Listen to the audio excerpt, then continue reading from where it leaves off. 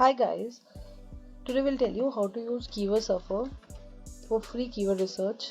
You just need to type Keyword Surfer extension or Keyword Surfer if you want in Google. The first page you need to click on Keyword Surfer. Basically, it's a free Google extension.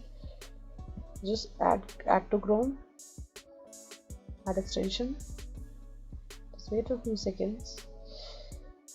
Just need to get the extensions and mark it.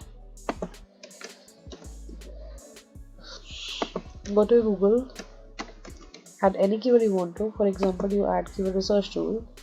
Now you can see the number of keyword volume over here. It's 4400 and CPC, and also you get then other keyword ideas, right, from Google Keyword Planner, Google Planner, Google Planner, and if you want to see other options also, you can see that, right.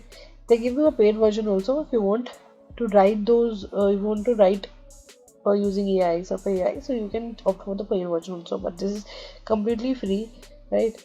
If you want to change another keyword, you can choose. For example, you type in Google add keyword planner, boom, the keyword volume is changed and the CPC is changed.